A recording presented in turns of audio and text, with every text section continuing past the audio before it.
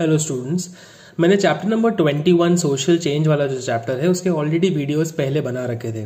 But because मैंने वो videos जब बनाए थे तब मेरे पास पुरानी वाली टेक्स्ट बुक थी और सिलेबस भी पुराने वाला था।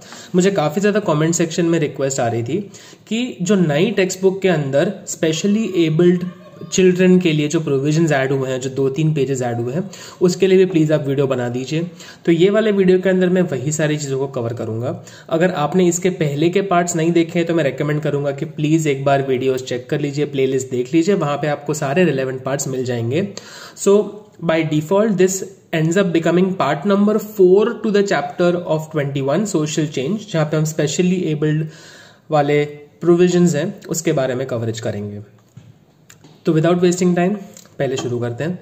Now when we talk about specially abled children, हम लोग इन्हें दिव्यांग कैटेगरी के लोग कहते हैं, दिव्य अंग वाले लोग। We will never refer to them as disabled people, क्योंकि इन लोगों के पास कुछ ऐसी काबिलियत है जो नॉर्मल इंसानों के पास भी नहीं होती।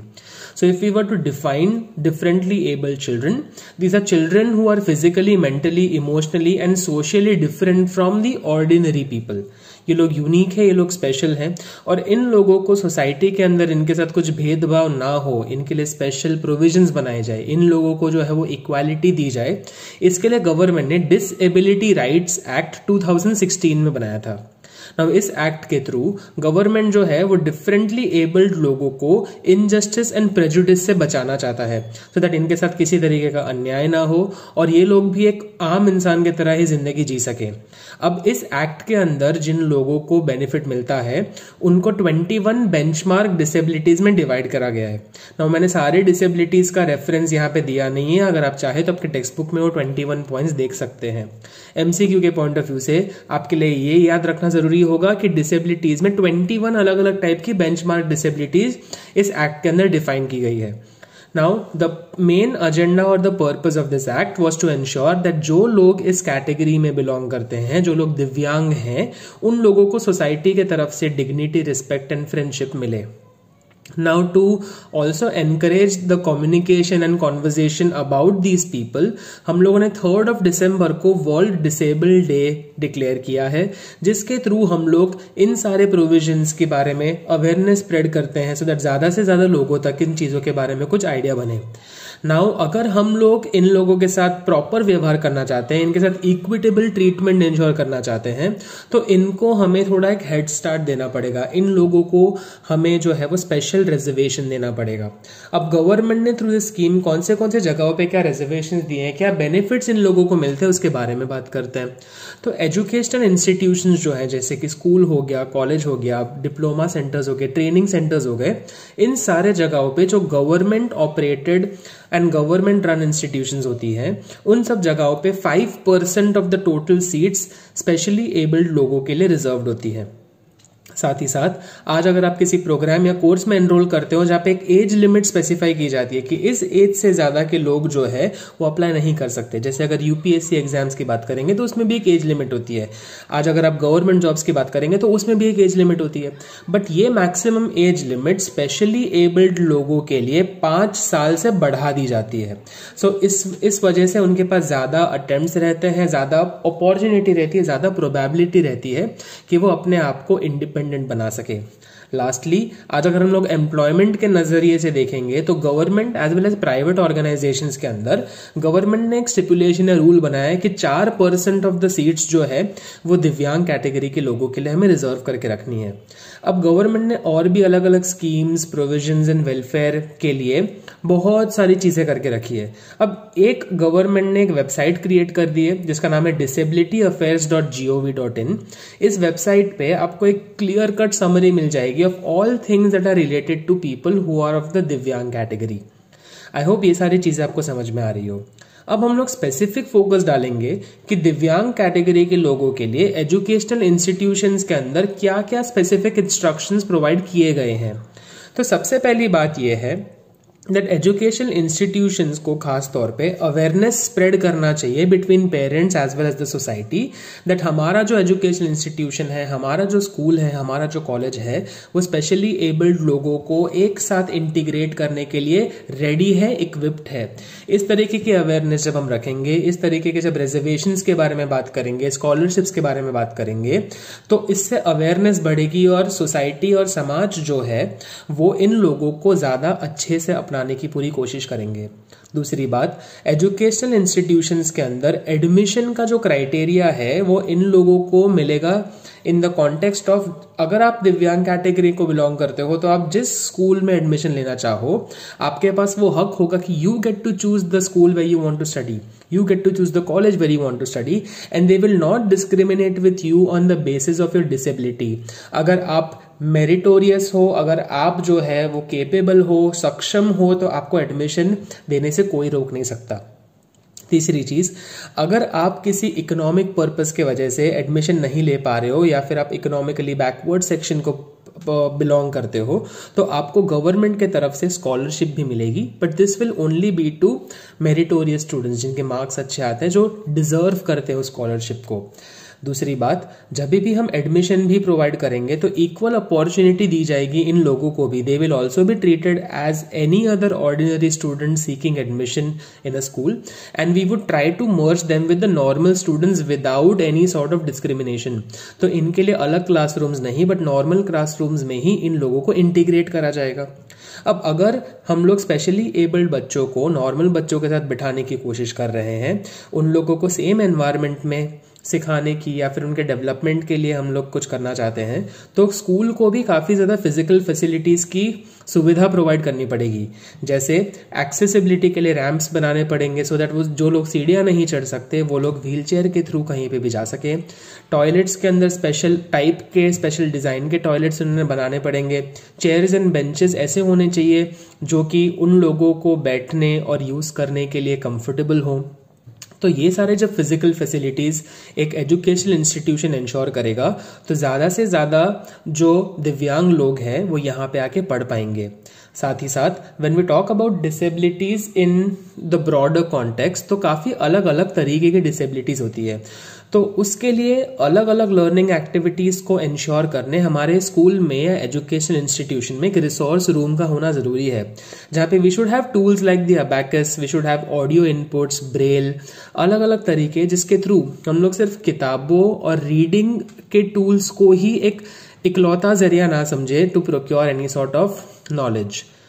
अपार्ट फ्रॉम दैट, किसी भी एजुकेशनल इंस्टीट्यूशन का मेन काम ये होता है कि वो अपने स्टूडेंट्स के career as well as social development पे फोकस करे, चाहे वो एक ऑर्डिनरी स्टूडेंट हो या फिर वो स्पेशली एबल्ड स्टूडेंट हो। बट स्पेशली एबल्ड स्टूडेंट्स की नीड्स जो होती है वो अलग होती है, वो यूनिक होती है, वो स्पेशल होती है। तो हमें ये इंश्योर करना है that as an educational institution our curriculum has to be adapted and changed in such a way that it specifically satisfies the needs of people who are specially abled. जो teachers होंगे, जो trainers होंगे, जो यहाँ पे बच्चों को पढ़ाएंगे, उन लोगों को खास और अलग ट्रेनिंग दी जानी चाहिए सो दैट वो बच्चों के प्रॉब्लम समझ सके, साइन लैंग्वेज को रीड कर सके, इंटरप्रेट कर सके, सो दैट वो उन बच्चों तक ज़्यादा बेहतर तरीके से पहुँच पाए। साथ ही साथ इन लोगों के साथ कुछ बुरा होने के चांसेस ज़्यादा हैं। They are vulnerable to incidents of ragging and offensive activities, जिसके लिए एजुकेशनल इंस्टीट्यूशंस में एक स्पेशल कमेटी बनानी जानी। They should, every educational institution should focus on creating such a special committee which will allow to intervene such unnecessary negative activities such as ragging and any sort of personal attack or verbal abuse to anybody who belongs to this category. इन लोगों को भी हमारे साथ रहने का, हमारे साथ पढ़ने का हक है और ये हक किसी से छीनना नहीं चाहिए। ये इंश्योर करने के लिए हर एजुकेशन इंस्टीट्यूशन में ऐसी कमेटी होनी चाहिए। Now, अपार्ट फ्रॉम दैट, ये बातें तो हमने बहुत सारी कर ली, बट जो स्पेशली एबल्ड बच्चे होते हैं उन लोगों के लिए सारी चीज़ें हो रही है या नहीं हो रही है, उन लोगों की कोई ऐसी अनमेट नीड्स है जो हम सेटिस्फाई नहीं कर पा रहे, वो चीज़ों को इवैल्यूएट करने के लिए भी हमें हर 5 साल रेगुलर इंटरवल में सर्वेज कंडक्ट करने चाहिए to look at the effectiveness of all these provisions that we are talking about and also to see कि अगर हमें कुछ और inclusions इसमें करने हैं या नहीं करने। नाउ बियॉन्ड दिस, अगर हम लोग गुजरात बोर्ड की बात करेंगे, जो आपका एजुकेशनल बॉडी है, जो आपके बोर्ड एग्जाम्स कंडक्ट करेगा, तो हमारे लिए Gujarat secondary and higher secondary education board ने क्या क्या प्रोविजंस लेके रखे हैं फॉर दिव्यांग कैटेगरी ऑफ स्टूडेंट्स, उसके बारे में बात करते हैं। तो जो लोग स्पेशली एबल्ड हैं उन्हें एग्जामिनेशन फीस नहीं भरनी, उनके पेपर्स के अंदर जो इमेज बेस्ड क्वेश्चंस होते हैं उसके जगह पे उन लोगों को एक ऑल्टरनेट क्वेश्चन दिया जाएगा, उन्हें एग्जेम्पशन दिया जाएगा फ्रॉम इमेज बेस्ड और डेटा बेस्ड क्वेश्चंस।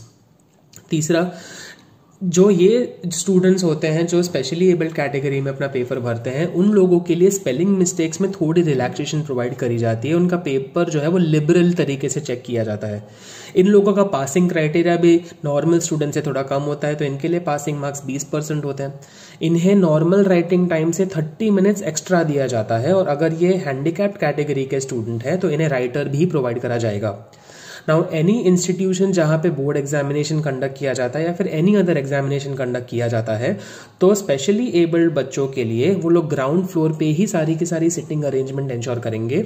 और अगर स्टूडेंट को किसी स्पेशल फैसिलिटी की जरूरत है, जैसे कि कोई अलग टाइप का फर्नीचर, अगर बच्चा जो है वो ब्लाइंड है तो उसके लिए ब्रेल में लिखा गया पेपर, तो वो सारी फैसिलिटीज भी गुजरात बोर्ड जो है वो प्रोवाइड करवाता है।